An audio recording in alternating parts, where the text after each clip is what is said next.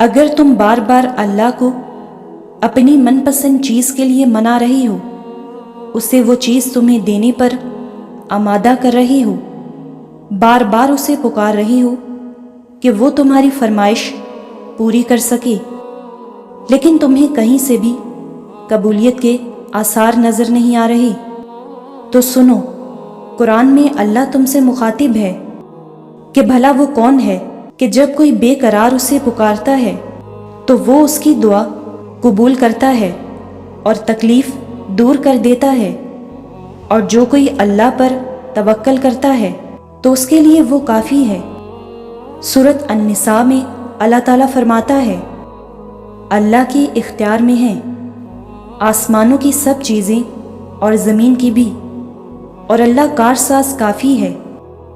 सूरत अन-नहल में अल्लाह ताला फरमाता है, जब हम किसी चीज़ का इरादा करते हैं तो सिर्फ हमारा ये कह देना काफ़ी होता है कि हो जा, बस वो हो जाती है। जब अल्लाह आपका नसीब लिखता है तो वो उस नसीब में ये भी लिखता है कि इस तकदीर को मेरे बंदे की दुआओं के सिवा कोई भी नहीं बदल सकता। हम अक्सर ये सोचकर परेशान होते रहते हैं कि अगर हमारा मांगा हुआ किसी और को मिल गया तो, हालांकि अल्लाह तो पहले से ही सब तय कर चुका है, ये भी कि आपको आपके नसीब से क्या मिलना है, और ये भी कि किन दुआओं ने आपके दिल का हिस्सा बनकर आपका नसीब बदलना है। तो फिर आप क्यों इन वसवसों में उलझे हुए हो कि कहीं दुनिया हमसे हमारी चाह न छीन ले। आपकी दुआओं का मुहाफिज तो अल्लाह है, और उसकी हिफाजत में किसी का लिखा हुआ किसी दूसरे को कभी नहीं मिल सकता। जो भलाई अल्लाह ने आप तक भेजनी है वो आप तक हर हाल में पहुँच कर ही रहेगी। जो मौजज़े अल्लाह ने आपके लिए मुकर्रर किए हैं वो मौजज़े होकर ही रहेंगे। कोई भी इस होनी को नहीं टाल सकता सिवाय अल्लाह के। जिस पर अल्लाह ने हमारे लिए पहरे बिठा रखे हैं उसे हमसे कोई नहीं छीन सकता, कोई भी नहीं। और अल्लाह पाक तुम्हारी ज़ुबान को मांगने की हिम्मत तब देता है जब वो तुम्हारी दुआओं पे राज़ी होना चाहता है। तुम्हारे दिल में बार बार एक ही चीज़ का ख्याल आना उसकी जानिब से इशारा है कि तुम उसे मनाओ। वो तो उन दुआओं के लिए भी वसीले बनाता है जो तुमने उससे कभी मांगी ही नहीं होती। फिर वो उन दुआओं को कैसे अधूरा छोड़ सकता है जिन्हें तुम तड़पते हुए उससे बार बार मांगते हो।